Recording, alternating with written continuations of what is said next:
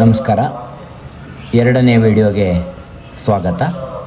ಈಗಾಗಲೇ ನಾವು ಮೊದಲನೇ ವಿಡಿಯೋದಲ್ಲಿ ತಮ್ಮ ಮಾಹಿತಿಗಾಗಿ ಸಾಲಿನ ಸಂಖ್ಯೆ 27 ಹಾಗೂ ಕಟ್ಟಡ ಸಂಖ್ಯೆ CN13ರ ಒಂದು ಸೆನ್ಸಸ್ಸಿನ ಮಾಹಿತಿಯನ್ನು ಹೇಗೆ ತುಂಬಬೇಕು ಆ್ಯಪ್ನಲ್ಲಿ ಅನ್ನೋದನ್ನು ಶೇರ್ ಮಾಡಿಕೊಂಡಿದ್ದು.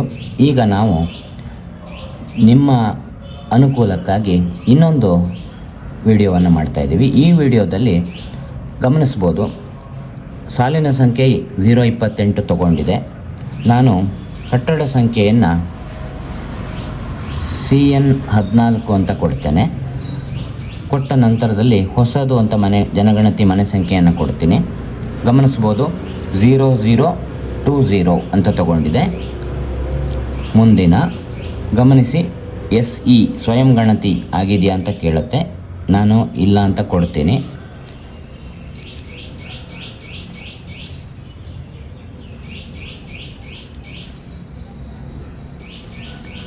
ಈಗ ಭಾಳ ಮುಖ್ಯವಾದ ಹಂತಕ್ಕೆ ಬಂದಿದ್ದೀವಿ.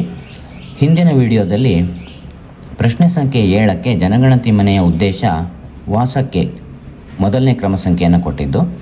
ಈಗ ನಾನು ನಮ್ಮ 8ನೇ ಸಂಖ್ಯೆ ಪೂಜಾ ಸ್ಥಳವನ್ನು ಕ್ಲಿಕ್ ಮಾಡ್ತೀನಿ. ಏನು ಬದಲಾವಣೆ ಅಲ್ಲಿಗೂ ಇಲ್ಲಿಗೂ ಅನ್ನೋದನ್ನು ತಾವು ಗಮನಿಸಿ. ಪೂಜಾ ಸ್ಥಳವನ್ನು ಕ್ಲಿಕ್ ಮಾಡಿದ್ದೀನಿ. ಪೂಜಾ ಸ್ಥಳ ಅಂತ ಕೇಳಿದಾಗ ನೈಜ ಬಳಕೆ ನಮೂದಿಸಿ ಅಂತ ಕೇಳುತ್ತೆ. ಅಂದರೆ ನಿಜವಾಗ್ಲೂ ಯಾವ ಉದ್ದೇಶಕ್ಕೆ ಅದು ಬಳಕೆ ಆಗ್ತಾಯಿದೆ ಅಂತ. ನಾನು ಪೂಜಾ ಸ್ಥಳಕ್ಕೆ ದೇವಸ್ಥಾನ ಅಂತ ಕೊಡ್ತೀನಿ. ದೇವಸ್ಥಾನವಾಗಿ ಅದನ್ನು ಬಳಸ್ತಾ ಇದ್ದಾರೆ ಅಂತ ನೀವು ಅಲ್ಲಿ ಕೆಳಗಡೆ ನೋಡ್ಬೋದು. ಅಕಸ್ಮಾತ್ ಹೋದಾಗ ಬೀಗ ಹಾಕಿದೆಯೋ ಇಲ್ವೋ ಅಂತ. ಆದರೆ ಇಲ್ಲಿ ವಾಸ ಅಲ್ಲದೆ ಇರೋದ್ರಿಂದ ಬೀಗ ಹಾಕಲಾಗಿದೆ ಅನ್ನೋ ಅಂಥ ಪ್ರಶ್ನೆ ಇಲ್ಲಿ ಮುಖ್ಯ ಆಗೋದಿಲ್ಲ. ಹಾಗಾಗಿ ನಾನು ಅದನ್ನು ಬಿಡ್ತೀನಿ.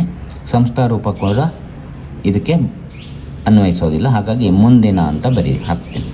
ನೀವು ಗಮನಿಸ್ಬೋದು ಸ್ನೇಹಿತರೆ, ಮುಂದಿನ ಅಂತ ಕೊಟ್ಟ ಕೂಡಲೇ ಯಾವ ಪ್ರಶ್ನೆಯೂ ಅದು ಕೇಳ್ತಾ ಇಲ್ಲ. 8, 9, 10 ಯಾವುದೂ ಬರ್ತಾ ಇಲ್ಲ. ಉತ್ತರಗಳ ಪರಿಶೀಲನೆ ಅಂತ ಬರ್ತಾ ಇದೆ.